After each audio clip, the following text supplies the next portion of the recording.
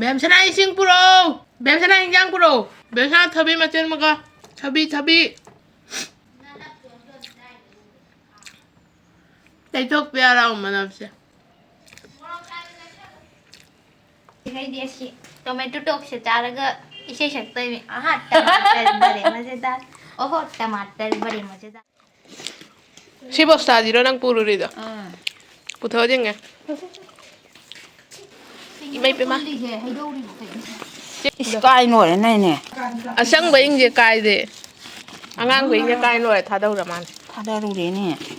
Hello mayam ngasi video da mayam budam lok cheri ngangbum shilpi ado mayam ngasi je khamen chembi mayam hekle asi je kaide hekle nai kan da khoi mamang da mayang singna mayam hingon to bai tare adu ga ujiti khamen chembi gi season je lo shala banina adu ga shit chu shit lak ta banina aduna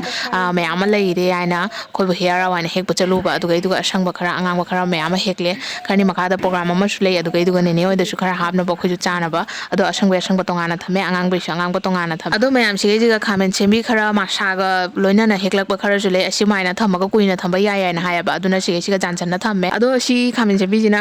item मा इंगसी थोंगाके अदो video से लोइदिबो एंबियो अदो ma'am नाने दे कोई खिची थोंबसे अते अते हवाई ना दे अदुम थोंबा मैम दा उचरे अदो ngasina कोली हवाई गा कोई माइरोंग बी गा पुल्लगा खिची थोंदोइनी असिगे कोली हवाई मरु लेइरे अदुगा मरु मचा मचा यावरिसिना सिना अखोई माइरोंबी मरु हाइतारे असिजे पुन्ना हापचलगा खिची तौदोइनी अदो मैम ngasi वीडियो से लोइदिबो एंबियो असि मकुसि हाना जामथोखिके अदुदी कॉन्टेक्ट तो ना थांगले कोली हवाई अदुगा सोमदना तो सि चना जिगा आलू गा पुन्ना थांगले बुना तोना बै तमक्ता अमदो सिगे खoi युमदा पानबा उरी लेरे असिजे खoi युमदा सुमांग मची ता थाबने बा तो सिगे ना कालंद्री आबा पोतो लेरे मनुंगी सितने सिना चादोइसे उरी जगो सिगे चेक्लाउबी मानबा उरी आइना तुम हाइने अदो सिगे उरी मखनानि नि जिति मकु जगरा थाराबनिना मनुंगी सिता चानी मनुंगी मारु सिता तो si कालंद्री लेरे कालंद्री से तो मनुंगदा लेरे चना बुना तो बै चना गा आलू गा फुटलगा हेदोयाबा खतंग जांगना मुन्नबा अदुगा खरा चना रिंजे खरा सॉफ्ट होइना बायना अदुगा मयाम खांग थांगले चाखुंगी खांगदी थांगत्रे सिगा लेरे चाखुंगी खांगना कैना दि होरेन हिंजांग थोंबदा अमका तिलो मनम नम्याने हाइरकने आबैबो कोइना अदुना सि खांग अमा एक्स्ट्रा खांग तो अदु ओइना थांगले सोमदसु हवाई से मुंदोरे सौगले चना जे मुलबनिना हाना सोमदा हाना पुना से तौरगे खाबैदी तोंगादोनि सिगी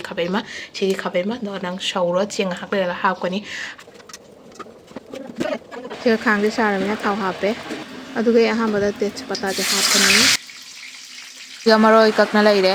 सिगा ति खांग सारा तिलौ हापे अदो ngahak ngौरे तिलौ जे अदुगा चनारगा आलूगा नसाई फुटना थंबदो अदुदो हापचलला ngahak ngौरनी सिगा ngahak ngौरगा मोरok जाइंगांग अदुगा मसला थाए ngahak ngौरगा सिगा मही हापे अदुगा सामरोय दो अदुदा हापचले हाइदि अवा फदिगोम दो हापचले बा अदो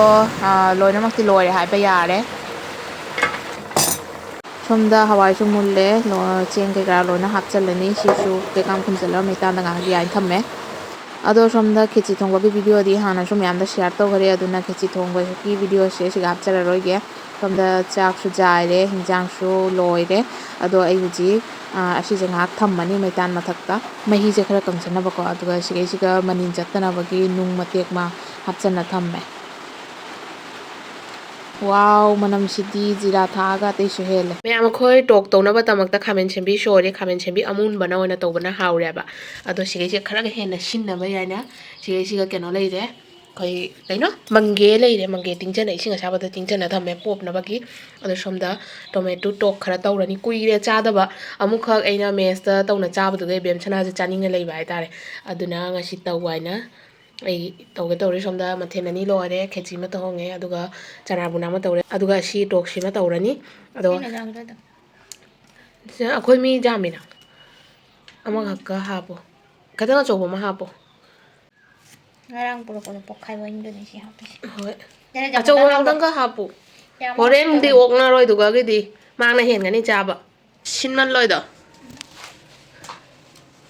अखोय सिगदी हिंगोन मांगदा तौरबनिना टोमेटो सिति मांग कायरे फजना अदुगो मैम अखोय चिनी आंगांगन ओइना हापनी असिना हेना हावगनी मचुबी फजना बायने cái đĩa chị tomato trộn sẽ trả cái इसे 식당이 आहा टमाटर बड़े मजेदार ओहो टमाटर बड़े मजेदार है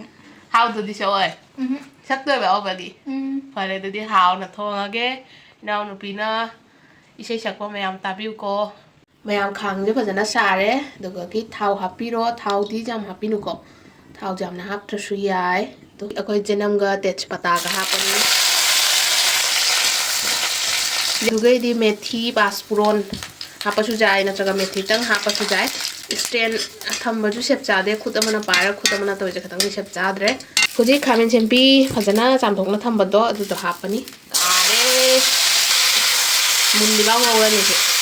amun ba khamen chempi ni na ngata ngawda mulle adu daingang hapani dugai di morok hapani morok khatang sahan na be tamakta sin no podni na dugai di mangge jo happe benina morok chamos mo na hapan khatang dugai di na sai mangge nei na thamba do to hapsan na ni je ai ku kunna mo bi na le nanem sidi nipsire kalar sidi katang chammo do mentor siga chini yang angole re sini yang angole hapsan la ni thung katang gak ta ane Mẹ mà bạn làm dây phong cái instruction bị đây ta lại tana. Tụi mà có ốt cái ngoài cái này thì khai ác này và cái nó tụi mày này khai. Thật đấy. Từng là gì cũng làm được nè. Đi nó tôi đi chứ. Sao rồi? Hay rồi. Chili lại rồi. Cái tăng chili áp chân cái kìa.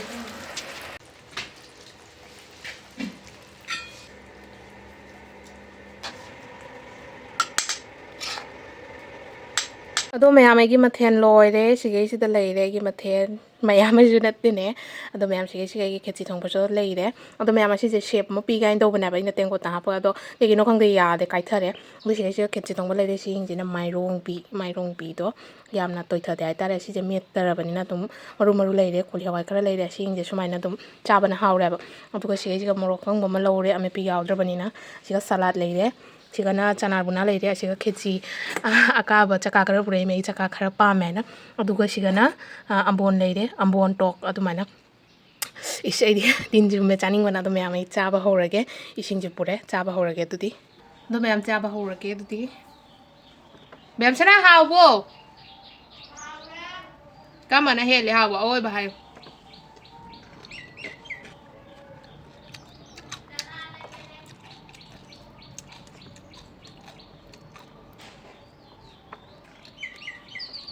Thôi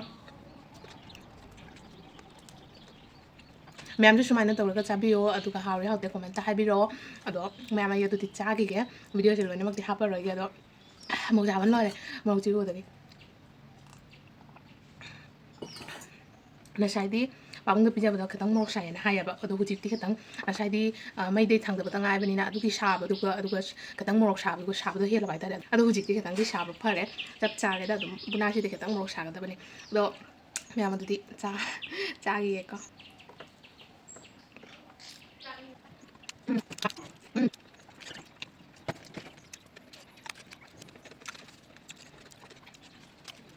cha ra một sao rồi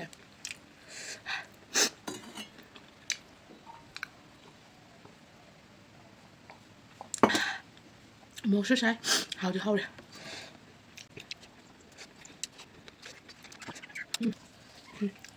Ô bọn anh xe học ok wow học chân là đi đường cha thì quê quê mà khai thì một con là câu đừng học của bọn ra ra xong rồi hào bữa nào hao đi một đọc là sao đi cho nó đang là sai cây nó hai như vậy hai con tôi là thế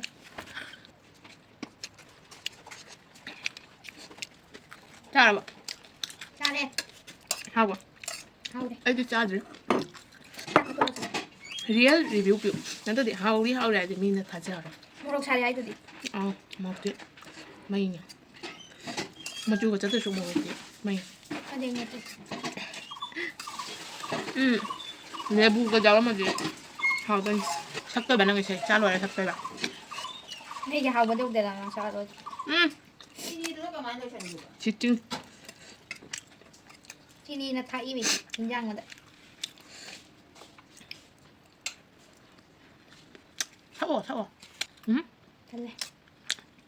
hai đôi rồi thì cái gì này? này thay chắc thật này à tôi làm cho tôi đang cái phải chứ. đây là ꯃꯦꯝ ꯁꯅꯥ ꯏꯁꯤꯡ ꯄꯨꯔꯛꯑꯣ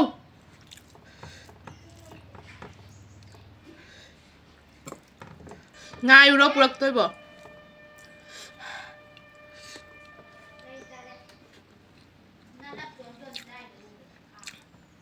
ꯇꯩꯊꯣꯛꯄ ꯌꯥꯔꯣ ꯃꯅꯝꯁꯦ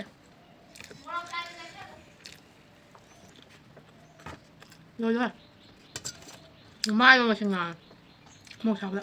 ꯊꯕꯤ ꯃꯇꯪꯒ ꯆꯤꯛꯑꯗꯤ ꯂꯥꯏꯝ ꯍꯥꯎꯔꯅꯤ ꯆꯥꯛꯈꯣꯝ ꯆꯥꯡ ꯄꯣꯛꯑꯒꯦ ꯍꯟꯗꯛꯇꯤ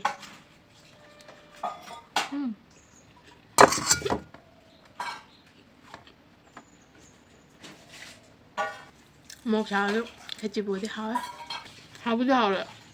ꯃꯣꯡꯁꯦ ꯈꯤꯇꯪ ꯆꯃꯝꯃꯒꯗꯤ ꯍꯥꯎꯒꯗꯕ ꯀꯩꯅꯣ ꯈꯪꯗꯦ ꯑꯃ ꯆꯝ ꯍꯦꯛꯇ ꯁꯣꯏꯗ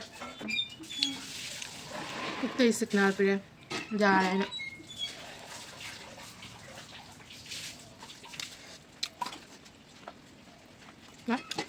ꯍꯧꯖꯤꯛ ꯇꯣꯛ ꯆꯥꯔꯅꯤ ꯇꯣꯛ ꯆꯥꯔꯒ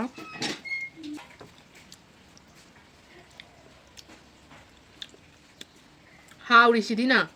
ꯍꯥꯎꯇꯦ ꯍꯥꯏꯗꯤ ꯌꯥꯝꯅ ꯍꯥꯏꯕꯤꯔꯣ ꯆꯤꯅꯤ ꯈꯔ ꯋꯥꯠ ꯃꯥꯅꯦ ꯆꯤꯅꯤ ꯋꯥꯠꯂꯦ